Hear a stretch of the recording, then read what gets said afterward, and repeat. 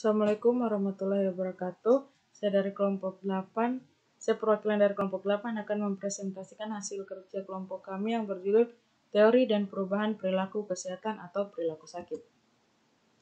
Pengertian penyakit.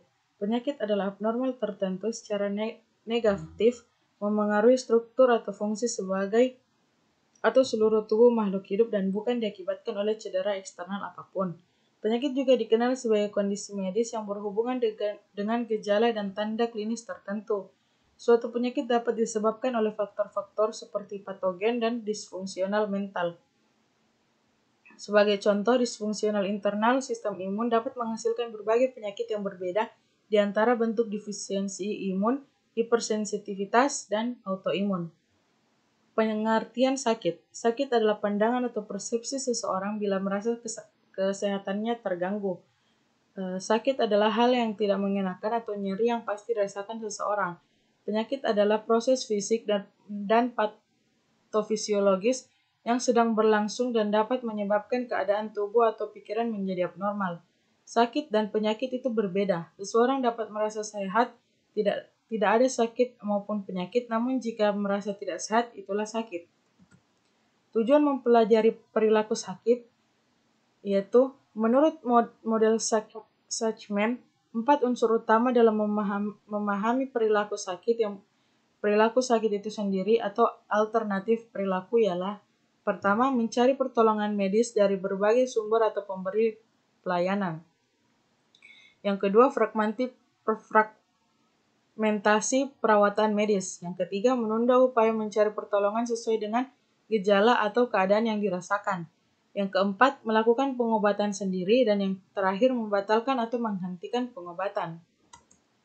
Elemen-elemen pokok perilaku sakit yaitu ada 4 yang merupakan komponen dasar dalam perilaku sakit, yaitu perilaku itu sendiri, yang kedua sekuensinya, yang ketiga tempat atau ruang lingkup, dan yang terakhir variasi perilaku selama tahap-tahap perawatan.